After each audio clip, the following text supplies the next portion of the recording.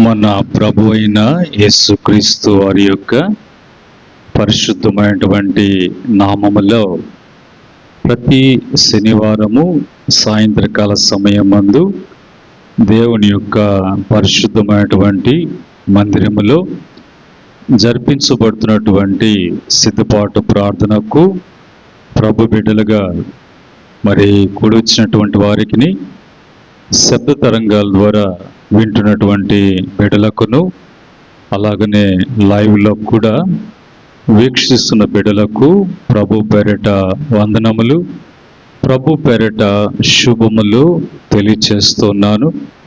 ప్రియమైన దేవుని బిడ్డలారా, ఈ సమయంలో దేవుని వాక్యాన్ని మనం చదువుకొని ప్రార్థనాపూర్వకంగా దేవుని వాక్యాన్ని మనం ధ్యానం చేద్దాం. పరిశుద్ధ గ్రంథంలో నుంచి హెబ్రీయులకు రాసినటువంటి పత్రిక, హెబ్రీ పత్రిక 10వ అధ్యాయము 37, 38 వచనములను చదువుకొని ప్రార్థనాపూర్వకంగా వాక్యాన్ని మనం ధ్యానం చేద్దాం. ఇక్కడ రాయబడినటువంటి మాటలను నేను చదువుతూ ఉన్నాను. ఈ సమయంలో ఇక్కడ రాయబడినటువంటి మాటలో, ఇక కాలము బహు కొంచెముగా ఉన్నది, వచ్చుచున్నవాడు ఆలస్యము చేయక వచ్చును. నా ఎదుట నీతిమంతుడైన వాడు విశ్వాస మూలముగా జీవించును గాని అతడు వెనుక తీసిన ఎడల అతని యందు నా ఆత్మకు సంతోషముండదు. ప్రార్థన చేసుకుందాం. మా ప్రేమగల ప్రియ పరలోకపు తండ్రి, పరిశుద్ధుడా, మీకు వందనాలు. మీ యొక్క పరిశుద్ధమైనటువంటి సన్నిధిలో మీ వాక్యాన్ని మేము ధ్యానం చేయటానికి మేమంతా కూడా మీ సన్నిధిలో ఉన్నాం. ప్రభా, మీ యొక్క సన్నిధి ప్రభావము క్రీచేయనట్లుగా ఈ మాటలను వివరించండి. మీరు వివరించి బోధించండి. అనేక మందికి ఇవి మాటలు ఆశీర్వాదకరంగా, దీవెనకరంగా ఈ మాటలు ఉండునట్లుగా మీరు సహాయం చేయమని మీ కృపగల దయగల హస్తాలకు తండ్రి సమస్తము కూడా అప్పగిస్తుండగా ఘనత వహించమని యేసుక్రీస్తు నామములో అడిగి వేడుకుంటున్నాము తండ్రి, ఆమేన్. ప్రియమైన దేవుని బిడ్డలారా, ఈ సమయంలో దేవుని వాక్యాన్ని మనం చదువుకున్నటువంటి మాటలో మొదటిగా, ఇక కాలము బహు కొంచెముగా ఉన్నది. ఏంటి కాలము ఇంకా బహు కొంచెముగా ఉన్నది అంటే, యేసు ప్రభువారు ఆయన మరి ఈ లోకాన్నించి పరలోకానికి ఎత్తబడుటకు ముందుగా ఆయన ఒక మాట మనకి చెప్పి వెళ్ళారు. ఇదిగో నేను వెళ్తున్నాను, నేను వెళ్ళటము మీకు అది మంచిది. పరలోకమందు మీకు నివాసములు ఏర్పాటు చేయటానికి నేను వెళ్తున్నాను. తిరిగి నివాసములు ఏర్పాటు చేయబడినప్పుడు తిరిగి మరి నేను వచ్చి మిమ్మల్ని తీసుకుని వెళ్తాను అని యేసు ప్రభువారు రెండవ రాకడ అని గురించి ఆయన ముందుగానే ఈ లోకంలో శరీరధారిగా ఉన్నప్పుడే ఆ మాటల్ని తెలియచేసి వెళ్ళారు. కనుక తిరిగి ఆ మాటని భక్త పౌలు జ్ఞాపకం చేస్తూ ఇంకా కాలము బహు కొంచెముగా ఉన్నది, వచ్చుచున్నటువంటి వాడు ఆలస్యము చేయక వచ్చును. కనుక దేవుడు ఆలస్యం చేయుడు. ఇంకా ఆయన రానై ఉన్నాడు.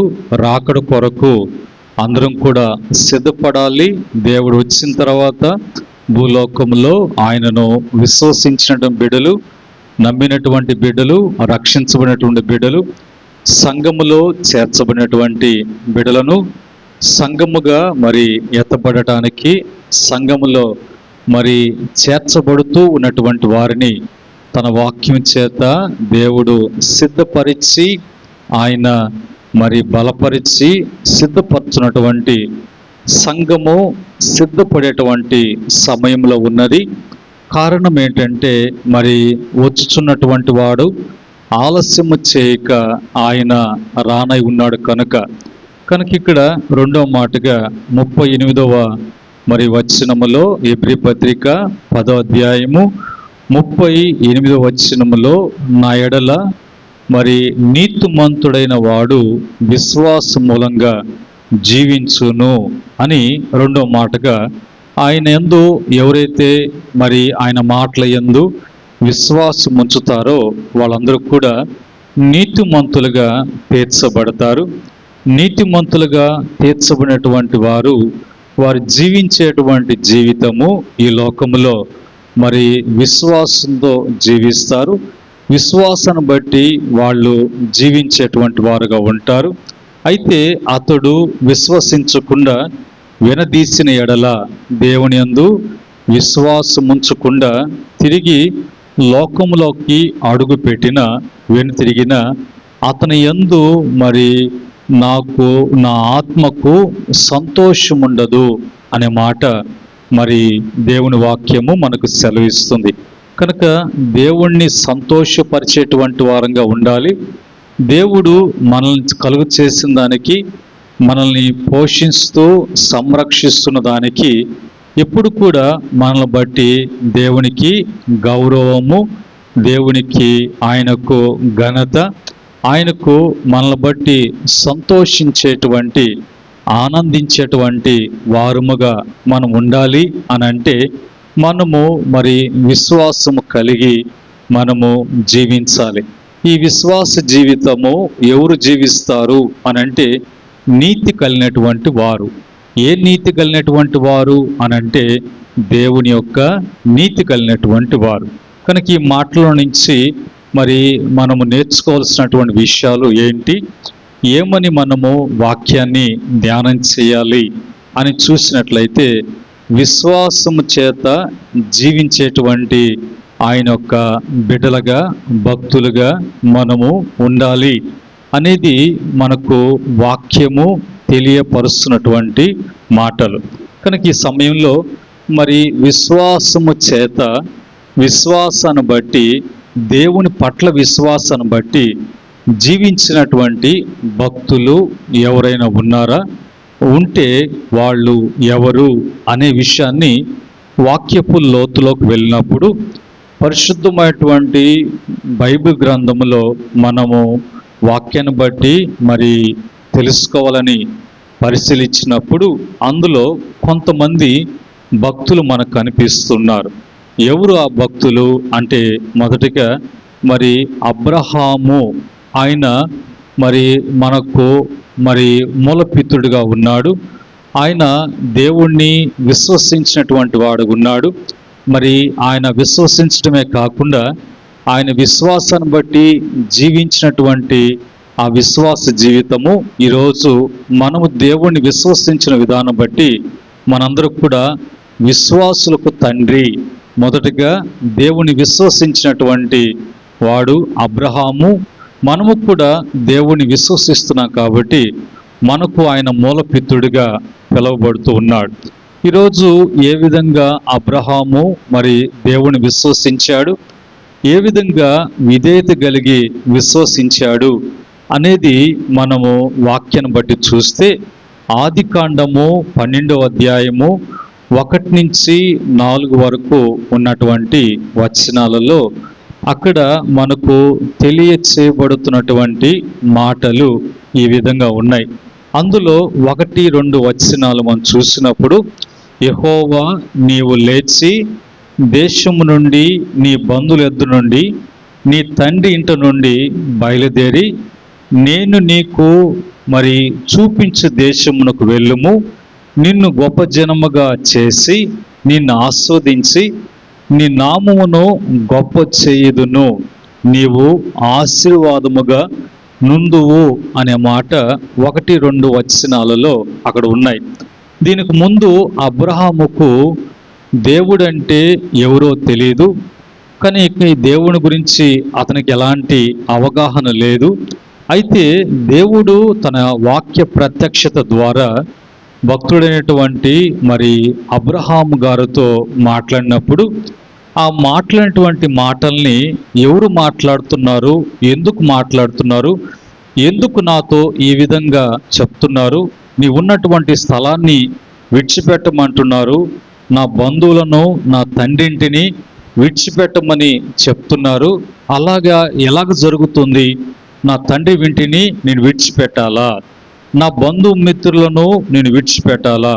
నా దేశములో ఉండకుండా నేను విడిచిపెట్టి వెళ్ళాలా అనేటువంటి సందేహము అతను కలిగి ఉండకుండా ఆ మాట చెప్పిన వెంటనే ఆ వాక్యం, ఆ మాట దేవుని వాక్కుగా ఆకాశమందు ఒక స్వరముగా ఆ వాక్య ప్రత్యక్షత ద్వారా అబ్రహాముతో దేవుడు మాట్లాడినప్పుడు వెంటనే మరి ఆ మాటను విశ్వసించాడు.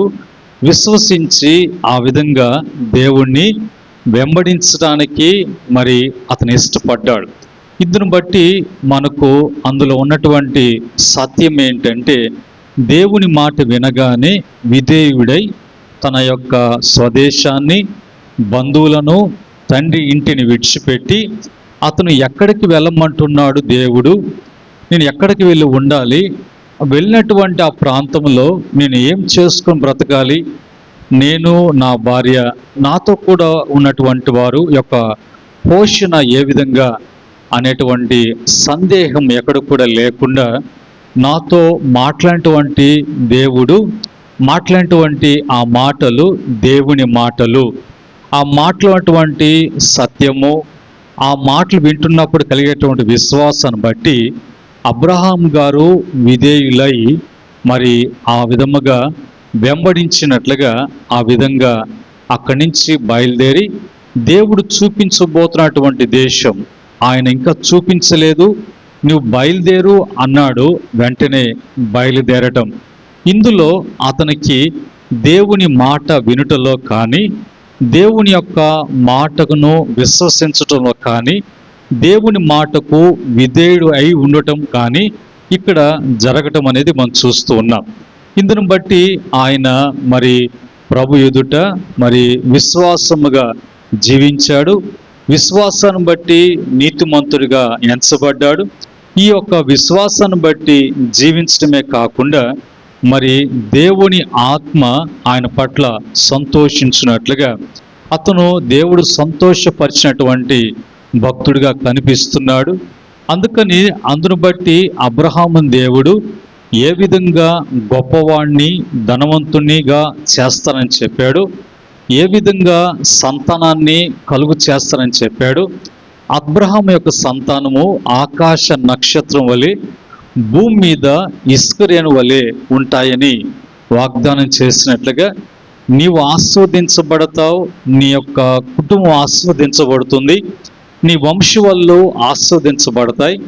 అలాగనే నిన్ను బట్టి అనేక వంశవళ్ళు ఆస్వాదించబడతాయి అనే వాగ్దానం కూడా ఈరోజు మన జీవితాల్లో కూడా మనం ఆస్వాదించబడ్డాము అని అంటే మన మూలపితుడైనటువంటి అబ్రహాం గారు దేవుని విశ్వసించటములో, విధేయత చూపించటంలో, అనుసరించటంలో పొందినటువంటి ఆశీర్వాదం ఈరోజు యేసుక్రీస్తును మనము మరి సొంత రక్షకుడిగా అంగీకరించి యేసుక్రీస్తు యొక్క రక్తం చేత కడగబడినటువంటి వారంగా, నీతిమంతులుగా, బాహ్య సంబంధంగా అబ్రహాం గారు మరి నీతిమంతులైతే మనము ఆత్మ సంబంధంగా యేసుక్రీస్తు వలన మనము కూడా నీతిమంతులుగా అలాంటి విశ్వాసముతో మనం జీవించినట్లుగా మనల్ని బట్టి ప్రభు సంతోషిస్తూ ఆనందిస్తూ అందును బట్టి మన జీవితాల్లో మనము కూడా ఆనందముగా సంతోషంగా ఉండటానికి దేవుని యొక్క సహాయము మనకు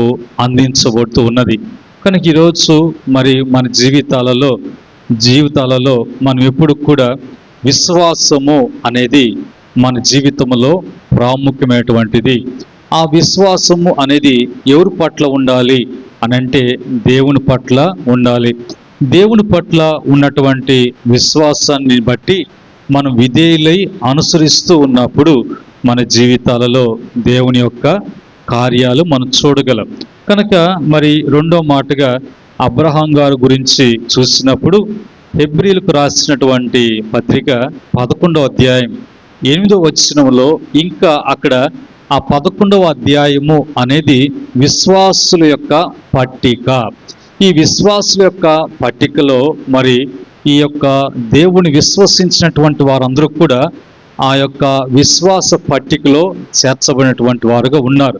మన పితరులైనటువంటి అబ్రహాము, ఇస్సాకు, యాకోబు, మోషే, రూతు, దావీదు, మరి సంసోను, తర్వాత సొలొమోను, సమూయేలు, వీళ్ళందరూ కూడా మరి దేవుణ్ణి విశ్వసించినటువంటి వారుగా. అదేవిధంగా మరి అక్కడ కూడా అబ్రహాం గారి గురించి ఏమని రాయబడిందంటే, అబ్రహాము పిలువబడినప్పుడు విశ్వాసాన్ని బట్టి పిలుపునకు లోబడి తాను స్వాస్యంగా పొందబోయి ఉన్న ప్రదేశమునకు బయలువెళ్ళెను. మరి ఎక్కడికి వెళ్ళవలెనో అది ఎరుగుకాయే బయలుదేరి వెళ్ళెను. ఎక్కడికి వెళ్ళాలో అనేది తెలియదు. అయినా కూడా విశ్వాసాన్ని బట్టి, దేవుని యొక్క పిలుపును బట్టి అతను మరి స్వాస్యమును పొందనైనటువంటి వాడిగా వెళ్ళినటువంటి వాడిగా కనిపిస్తున్నాడు. కనుక ఇవన్నీ కూడా జరగలేదు, కంటికి కనిపించలేదు, వాటి యొక్క ఛాయ ఎక్కడ కూడా లేదు. కేవలము దేవుని నోట నుంచి వచ్చేటువంటి ఆ యొక్క మాటలను మరి విని విశ్వసించి లోబడి అనుసరించినట్లుగా మనం అక్కడ ఆ మాటలు మనం చూస్తున్నాం. కనుక ఇందును బట్టి మరి దేవుడు పిలిచినప్పుడు అబ్రహాము సందేహించలేదు. కనుక విశ్వాసం అంటే దేవుని మాటకు విధేయత చూపించుటయే అనేది మనము తెలుసుకోవాల్సినటువంటి మరి విషయాలు. ఈరోజు ఇందును బట్టి అలాంటి విశ్వాసము మనము కలిగి ఉన్నామా అనటానికి, మరి సరిచూసుకోవటానికి దేవుడు మనకి సరిదిద్దుకోవటానికి కల్పించినటువంటి మరి అవకాశం. ఈ అవకాశాన్ని బట్టి మనము మరి ప్రభు ఇచ్చినటువంటి దినాన్ని బట్టి మనము జాగ్రత్త పడటానికి ఎప్పుడైతే మనసు కలిగి ఉంటామో, తిరిగి మన జీవితంలో దేవుడు ఆయన కార్యములు చేయటానికి, మన యొక్క జీవితాలు సఫలపరచబడటానికి దేవుని యొక్క మహాకృప మన పట్ల కలిగి ఉన్నట్లుగా దేవుని వాక్యం ద్వారా మనం తెలుసుకుంటూ ఉన్నాం. అలాగనే రెండవదిగా విశ్వాసాన్ని బట్టి జీవించినటువంటి భక్తుడు దానియేలు. దానియేలు అనేటువంటి ఈ యొక్క భక్తుడు మంచి ప్రార్థనలో నిలిచినటువంటి భక్తుడు, మంచి ప్రార్థనా పరుడు. ఎలాంటి ప్రార్థనా పరుడు అనంటే, ఆ దినాలలో మరి వారి దేవుళ్లకు వాళ్ళు ప్రార్థనలు చేస్తూ వారి యొక్క భక్తి జీవితం జీవిస్తున్నటువంటి ఆ బబులోను సామ్రాజ్యంలో ఈ యొక్క దానియేలు యెరూషలేము వైపు కిటికలు తెరిచి రెండు చేతులు మరి యెరూషలేము వైపు చూపిస్తూ దేవునికి ప్రార్థన చేస్తూ ఉన్నాడు. ఆకాశమందు ఆసీనుడైనటువంటి దేవునికి ప్రార్థన చేస్తూ ప్రతిరోజు కూడా దేవుని బిడ్డల కొరకు, దేవుని యొక్క నడిపింపు కొరకు, దేవుని యొక్క సంరక్షణ కొరకు, దేవుని యొక్క పోషణ కొరకు, దేవుని యొక్క మహా గొప్ప కార్యం కొరకు అతను ప్రార్థన చేస్తూ ఉన్నాడు.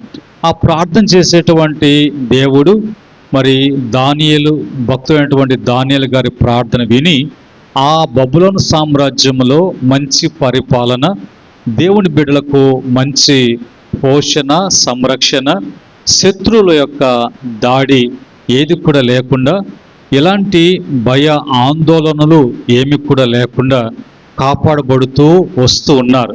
ఎవరిని బట్టి అంటే భక్తుడైనటువంటి దానియేలు గారు చేస్తున్నటువంటి ప్రార్థనలు బట్టి. ఈ ప్రార్థనలు బట్టి అక్కడున్నటువంటి కొంతమంది మరి దానియేలును ఏదో ఒక విధంగా, ఆ ప్రార్థన చేసేటువంటి దానియేలు యథార్థవంతుడిగా ఉన్నాడు, ఏ పాపము చేయనటువంటి వాడుగా ఉన్నాడు, తనకున్నటువంటి ఉద్యోగంలో న్యాయంగా అతను మరి ప్రవర్తిస్తున్నాడు, అన్యాయము, అక్రమము, మోసము, దోషము అనేటువంటివి ఏవి కూడా లేకుండా ప్రవర్తిస్తున్నటువంటి మంచి నమ్మకస్తుడిగా రాజు దగ్గర పనిచేస్తున్నాడు. మరి నమ్మకమైనటువంటి భక్తుడిగా దేవుని ఎదుట కనపరచబడుతున్నటువంటి భక్తుడిగా ఉన్నాడు. అయితే అతను కుట్ర పన్ని దేవునికి ప్రార్థన చేయకుండా ఆ బబులోను సామ్రాజ్యంలో ఉన్నటువంటి నెబుకద్నెజరుకే ప్రార్థన చెయ్యాలి, ఆయనే దేవుడు అన్నట్టుగా ఒక చట్టాన్ని సృష్టిస్తారు దానియేలుకు వ్యతిరేకంగా.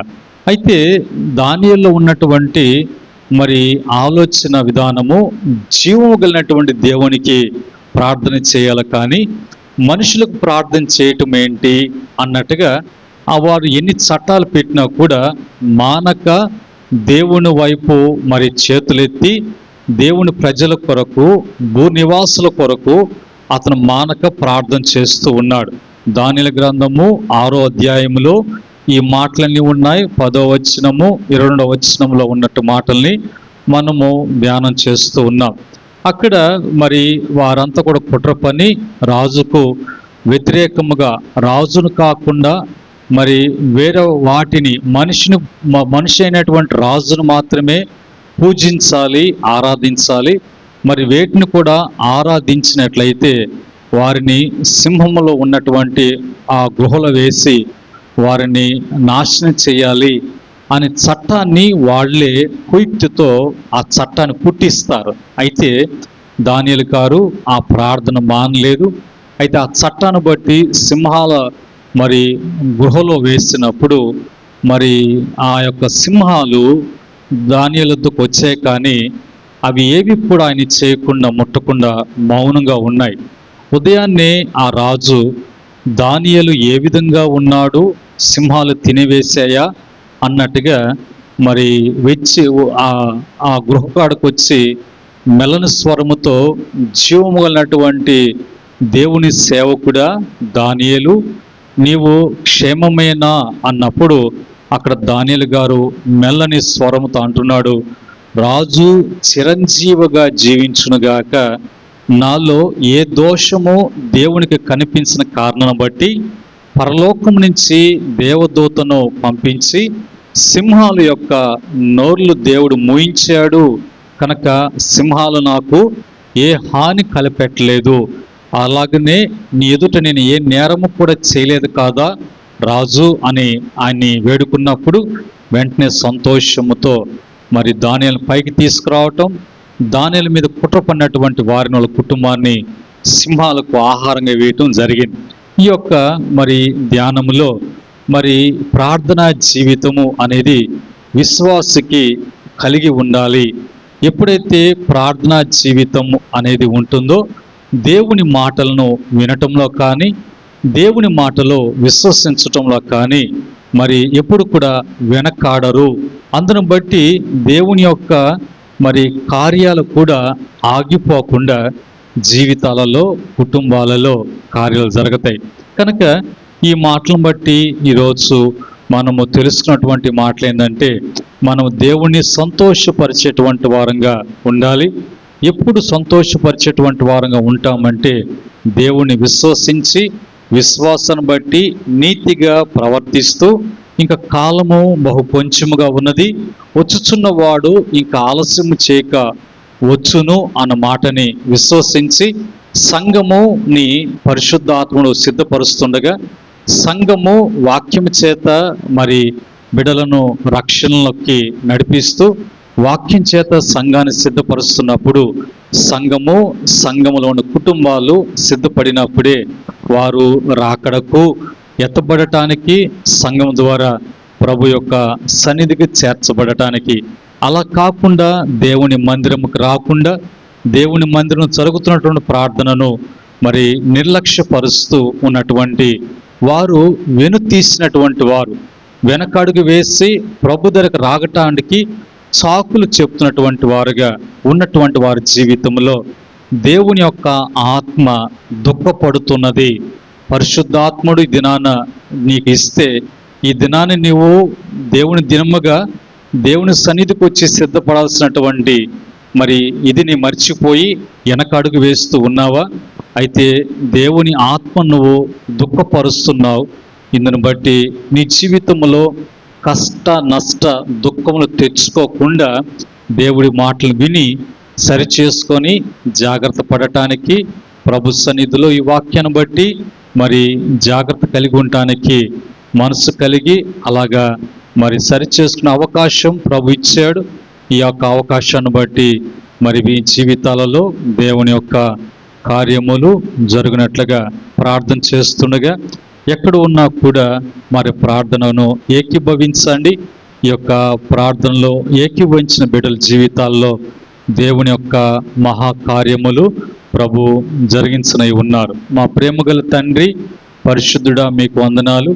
ఈరోజు నాయన మరి మీ యొక్క రాకడ మరి ఆలస్యం కాదని, మీ రాకడ త్వరలో మీరు రానై ఉన్నారని, మీరు వచ్చుతున్న దేవుడు ఆలస్యం చేయరని. అయితే మేము మరి సిద్ధపడుతున్నామా? మా యొక్క విశ్వాసం ఏ విధంగా ఉన్నది? విశ్వాసాన్ని బట్టి నీ మాటకు లోబడి మీ సంఘములో మీ వాక్యం చేత సంఘముగా సిద్ధపడుతున్నామా లేదా? మాకు ఇచ్చినటువంటి నీతి విషయంలో మీ విశ్వాసము కలిగి నీ ఎదుట మేము జీవిస్తూ ఉన్నటువంటి జీవితాన్ని బట్టి, సిద్ధపడుతున్నటువంటి సంఘమును బట్టి నీ ఆత్మ సంతోషించే విధముగా మేము ప్రవర్తిస్తున్నామా లేదా అనటానికి ఈరోజు మీరు అనేక విషయాలు, ముఖ్యంగా అబ్రహాం జీవితంలో నుంచి కొన్ని మాటలు, దానియేలు జీవితం నుంచి కొన్ని మాటలు తెలియచేశారు.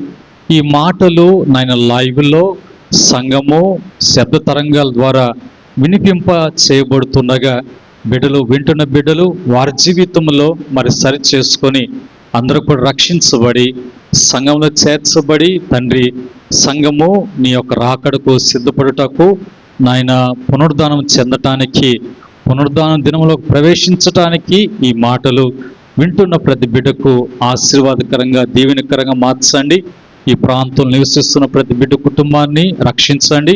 వారి జీవితాల్లో వాళ్ళ కష్టాజీతము, బిడ్డల భవిష్యత్తు, వివాహం, సంతానము, బిడ్డల క్షేమం కలుగునట్లుగా, ఎలాంటి కష్టాల్లో, ఎలాంటి అనారోగ్యాలలో, ఎలాంటి బాధల్లో, ఎలాంటి ఈ యొక్క వాతావరణంలో బిడ్డలు ఇబ్బంది పడుతున్నారో అన్నిట్లో కూడా ఈ బిడ్డలను ప్రభా నీ మహిమా మేఘము కింద క్షేమము కలుగు చేయమని, నీ కృపావాక్యాన్ని బట్టి ధైర్యపరచమని, నీ ఆశీర్వాదాన్ని బట్టి బిడ్డలు వృద్ధిపరచమని, వాళ్ళు ఫలించేటట్లుగా మీ కార్యములు ఈ ప్రాంత ప్రజల జీవితాలలో జరిగించండి. అలాగనే ప్రభా లైవ్లో బిడ్డలకు కూడా వారి జీవితాలు దీవించబడాలి.